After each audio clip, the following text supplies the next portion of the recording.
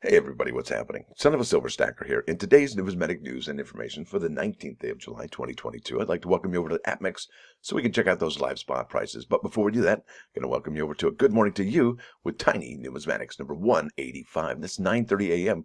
this morning Eastern Time. Now, live spot prices are looking pretty, well, halfway decent this morning because check it out. Gold is up 40 cents, 17.2270. Silver is down 9 cents to 19.10. Platinum up $1.50 to 8.94 even Steven, and palladium is up 23.90 to 19.14.15. Now, 19.14.50. This is Market Watch. I don't know why it keeps jumping, but here we go. This is the U.S. economic calendar with some information that came out yesterday. That was the Home Builders Index, but really, it isn't so much this week. I mean, this week is both basically real estate.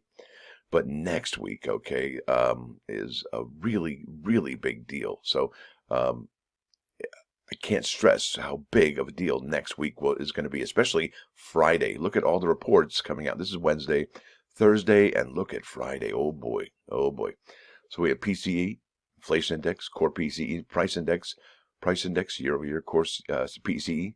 Price index year over year, real disposable income, real consumer spending, nominal personal income, nominal consumer spending, employment cost index, Chicago PMI, and the University of Michigan consumer sentiment. So, and one more at the bottom there, that's the 5-year inflation expectations. So lots of really interesting information coming out next week. Really interesting. And that's the end of July.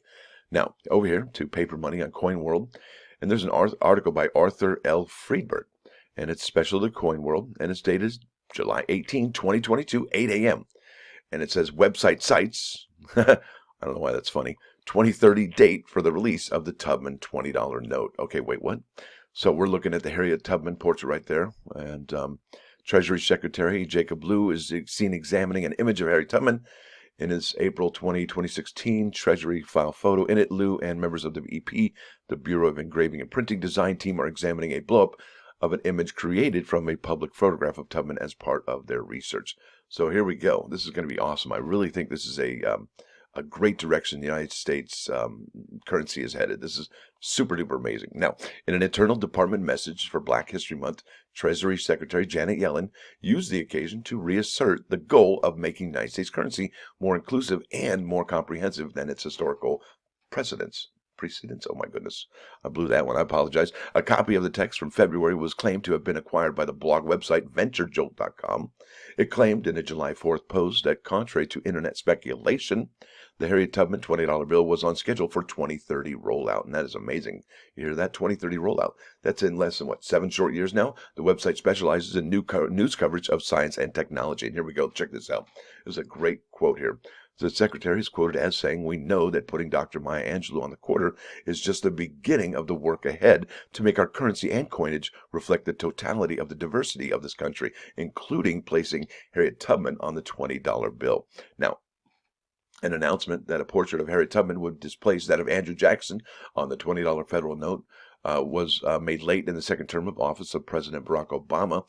Public expectation following that announcement by Treasury Secretary Jacob Lew was that designs for the note would be revealed quickly, and no such public unveiling has occurred, and at least several more years likely will pass before designs are unveiled. No, they said 2016, and here we are looking at 2030, so that's a good 14 years later, right? That is quite some time, but we've talked about how important it is to get the designs for these the currency, because let's face it, there's counterfeiting operations that are going to mimic this and mirror this. And not only that, it takes a bit of education to get the public aware that there's going to be new notes coming out. Otherwise, they're going to be like, yeah, that's counterfeit. I'm not taking that. So there's an education process, there's a design process, an approval process. So yeah, it's definitely taking way longer than I would appreciate. But I mean, if this is the standard protocol, then this is the standard protocol. Now, explaining the delay and citing other general resources, the Venture Jolt website went on to detail why the Maya Angelou quarters could be made within months, yet a new note is taking years, attributing it to the security standards of the Advice Counterfeit Deterrence Steering Committee, When any new bills are created, the website reminds readers a major concern is anti-counterfeiting technology, which involves a long process for each denomination. Since notes are more complex than coins, it involves more research and development and materials and equipment testing. The website explained it to its readers what collectors already know. Minting a coin is conducted through a completely different process by a different entity, the United States Mint, not the Bureau of Engraving and Printing. And who, let's face it, I mean, who's going to be counterfeiting 1 cent, right? I mean, that's just, yeah, you'll be there all year. All Federal Reserve notes, except the $1 and $2 notes, are supposed to be revised by 2034. The $1 note cannot be changed because of a congressional mandate. The $2 note may be updated if necessary. Did you hear that? The $1 note cannot be changed because of a congressional mandate. Now, in 2018, the ACD Steering Committee advised the issue dates of the $5 and the $50 notes be switched because of security threats, but schedule for the Harriet Tubman 20 FRN Federal Reserve note has not changed since 2013. So we're almost actually at 9 years there, and I guess 2030, I mean, that's a long, long time. The expected release dates for all denominations are $10 2026, $5 2028, $20 2030, $50 2032, and the $100 bill is going to be refreshed in 2034. So I think that really gives us a lot of really cool things to look forward to. Maybe a lot of us might get into currency collecting now that we're going to see new notes. And really, all these new notes, I mean, look, that Hamilton $10 bill, that changed a couple times after not changing for years and years and years back in the double aughts. So a lot of cool stuff is happening with our currency here just in the last 20 years. A lot of cool stuff. But I really wanted to share this with you about Harriet Tubman. Now, I would hope all of you would know that Harriet Tubman was an American abolitionist, social activist, born into slavery. She escaped and subsequently made 13 missions to rescue approximately 70 enslaved people. And using a network of anti-slavery activists and safe houses known as the Underground Railroad. There it is. And could you imagine all those people's offspring today? How many people are alive today because of her? That's remarkable, and it's beautiful. And if it doesn't give you chicken skin, you might want to check your pulse. Now, this is probably the most amazing thing, and I did not know this, but it says here, when the Civil War began, Tubman worked for the Union Army. I think that's amazing. I did not know this. First as a cook and as a nurse, but then check this out, as an armed scout, what? And spy. The first woman to lead an armed expedition in the war. She guided the raid at Combahee Ferry. What? Which liberated more than 700 enslaved people.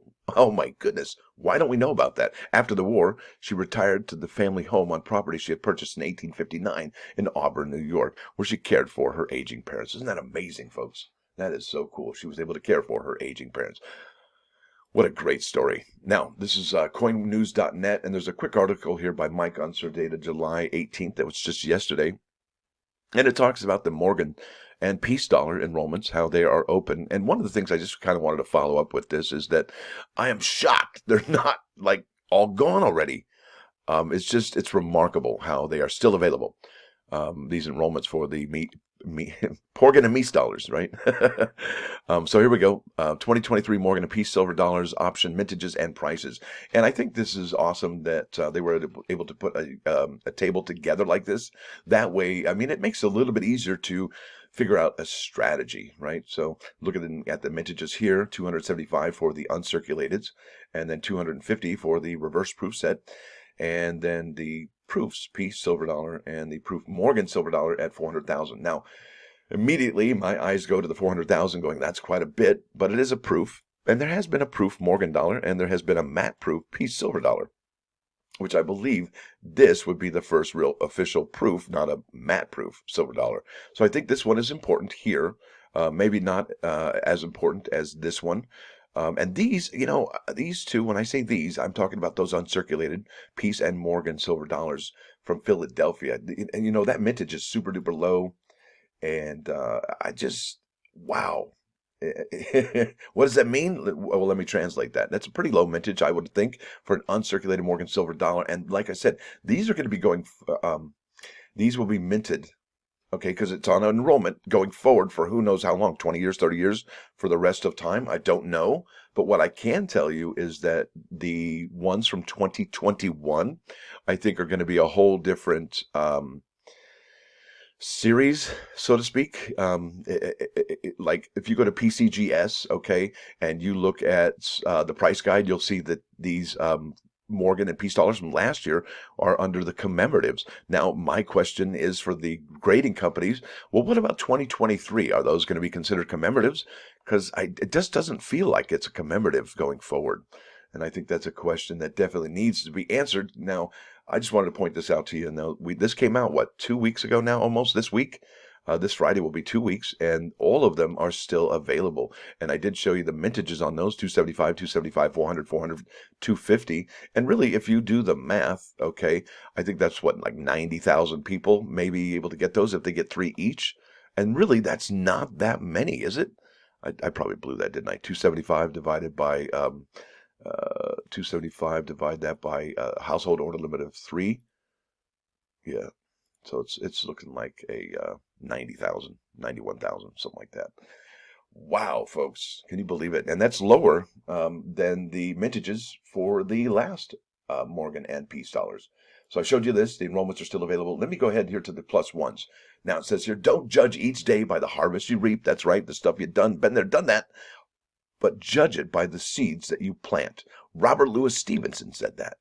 And we're going to keep on keeping on with, look at that, bam, Fields of Gold by Sting.